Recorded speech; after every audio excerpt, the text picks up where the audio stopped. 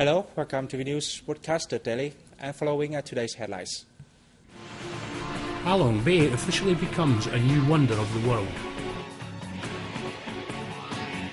Vietnam highly values the support from European Fisheries Committee with its seafood export to the EU market. Tourism helps to reduce poverty in northern Ninh Bình province.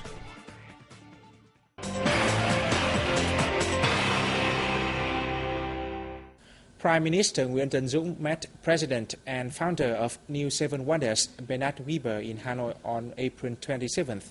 Weber came to Vietnam for the ceremony to announce Ha Long Bay as one of the world's seven wonders of nature.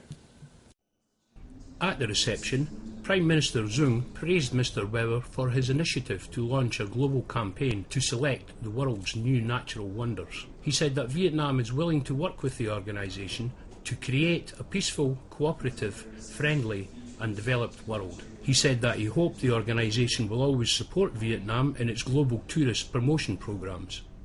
Mr. Weber confirmed that the new Seven Wonders of the World organisation will advertise Vietnam's Ha Long Bay, which has also been recognised twice by UNESCO as a World Heritage for its landscape and geographical value. Also, on April 27th, a ceremony was held in Hanoi for the formal naming of Ha Long Bay as a new world wonder. At the ceremony, Mr. Weber, the president and founder of the Zurich-based New Seven Wonders of the World Foundation, presented a new world certificate and award to Minister of Culture, Sports and Tourism Nguyen Tuan An and Chairman of the Quang Ninh Provincial People's Committee Nguyen Van Duc. Deputy Prime Minister Nguyen Tien Nhan thanked the tens of millions of Vietnamese people and international friends who voted for Ha Long Bay. He asked Quang Ninh Province people nationwide to preserve and promote the values of the Ha Long Bay heritage. On November 11th, 2011, Ha Long Bay was named as one of the world's new seven natural wonders, following a public poll. The bay, which was first recognised by UNESCO as a World Natural Heritage Site in 1994, covers an area of 1,553 square kilometres. It includes 1,969 islands, most of which are made from limestone, formed over 500 million years.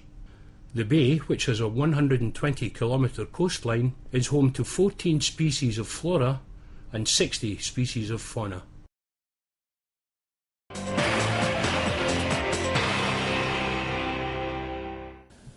A Vietnamese delegation led by Foreign Minister Phạm Bình Minh participated in the 19th ASEAN-European Union ministerial meeting in Brunei on April 26 to 27. Speaking at the meeting, Minh said ASEAN and the EU should elevate cooperation in implementing the action program for the 2013-2017 period in trade, political, security and social-cultural fields, as well as in building the community, science, technology, education and tourism sectors. He proposed EU members beef up cooperation with ASEAN in coping with challenges of non-traditional security, climate change, mitigation of natural disasters, Mekong sub-region water source security, energy and maritime security. The diplomat said Vietnam is actively preparing for assuming the role of coordinator for ASEAN-EU dialogue relations in July 2012.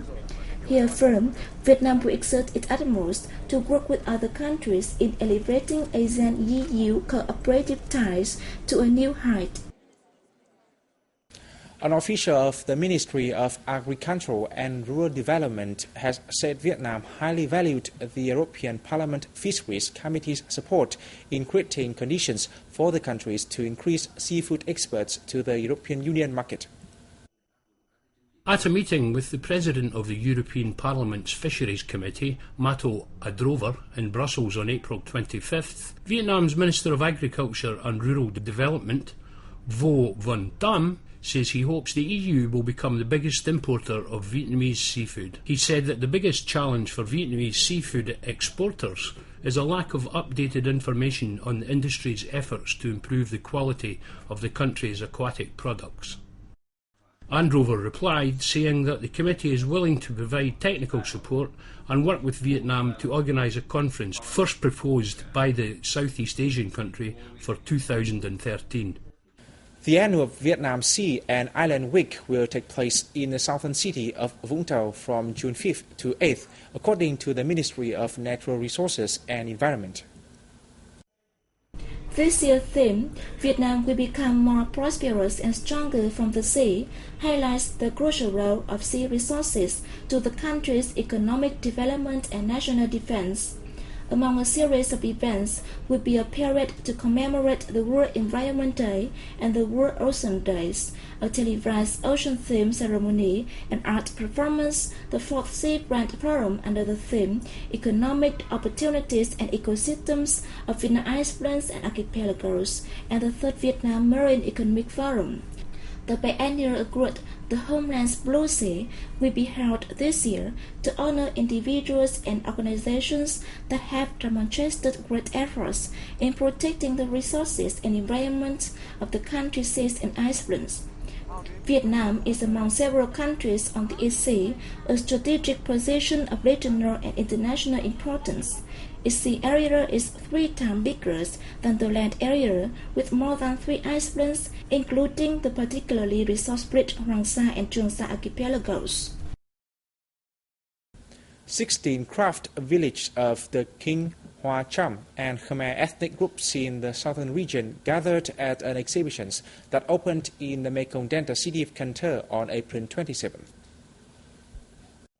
The villages operate in various areas, such as knitting, weaving, fine arts, and wooden sculpture. The 4-day exhibition aims to affirm the role and position played by craft villages in the Mekong Delta region's socio-economic development, honors artisans, and promote traditional products.